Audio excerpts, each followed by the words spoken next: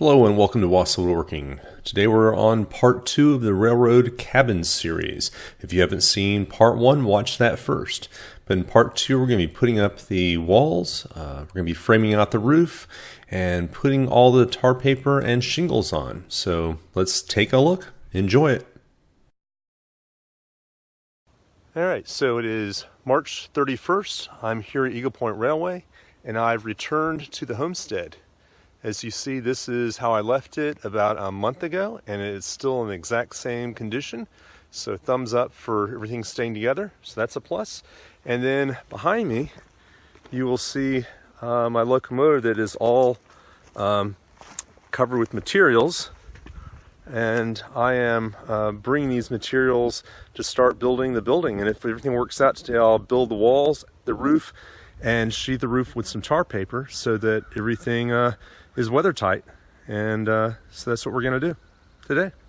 So now we're going to put the walls together. These have already been tested in my garage at home, so I know they're going to fit. So it's just a matter of assembling them all, and then they all are put together with long deck screws, and I put together one after another on the platform because I know it's square and true, and then I put some cross bracing on it.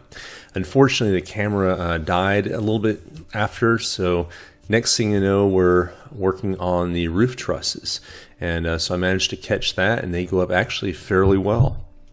So now it's time for the more difficult part, which was after everything's secured, is getting the oriented strand board out and putting that sheathing up on the roof trusses. Obviously very challenging with one person, but I had a friend come and help me, and got the sheathing up there, and then of course I had to put the tar paper on top of that. It was very challenging because I was just using a A-frame ladder, and I really could have used an extension ladder, which would have made this easier. And so this long day is getting longer as I get to the other side, and we get the pieces in place. They were already pre-cut, so that worked well. And then getting the tar paper up, which unfortunately I had the curl so it went up. If I did it again, I would have it going down, and then put some 2x4s on the end to hold it in place.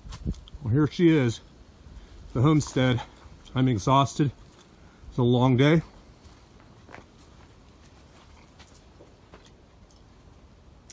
It's a big, it's quite the building. I got tar paper down, tarp in the back, and that's all for right now. But work on it again sometime. But it's good for now. So I returned, and on this visit, my goal is to build the roof out in the front. And it's going to be 4 more feet coming out, and this was already planned, so I just had to extend those beam out and then put the 4 trusses up.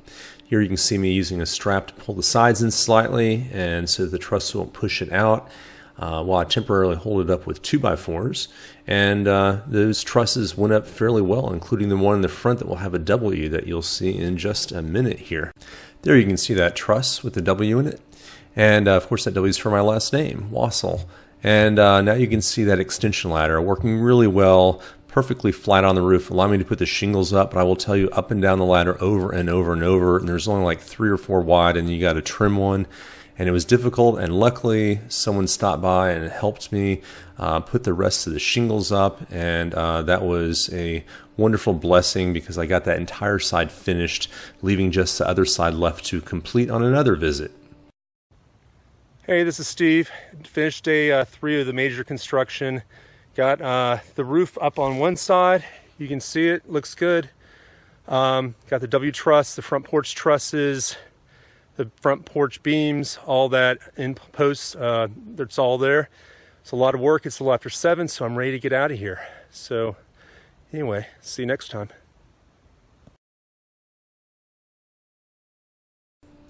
So here I am on another visit, and the goal today is to get this roofing done. And I brought my son, and boy was that a blessing, because he helped get the hose in the right spot, get the shingles put together, handed them to me, get all the nails when the nail gun would go out, and that got done actually a lot quicker than I thought it would.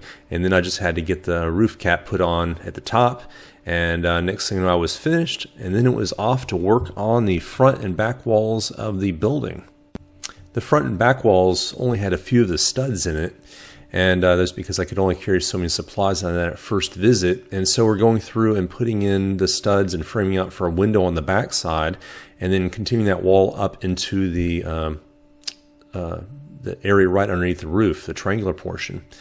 And then we moved to the front side and started working on it. You can see me putting a beam across. Then I had to cut the original front wall to make room for a doorway.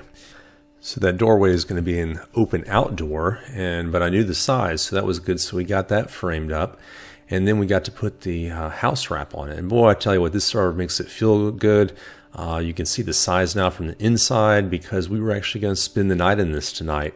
And what you are going to see at the beginning of the next show is in the dark, we actually built the front porch, which is a 4x8, basically a 4x8 deck. And next thing you know, the sun set and night settled in. So join us next time in part 3 of the railroad cabin, where we'll be actually putting the siding on it and making it look more like this picture that you see right here. So I hope you've enjoyed this. Hey, by the way, subscribe today. Give it a thumbs up. That means a lot to me. I'd really appreciate it. And I'll see you next time on Wausau Woodworking. Be sure to click on some of these other videos and see what else I've been up to lately. See you later. Thanks for watching.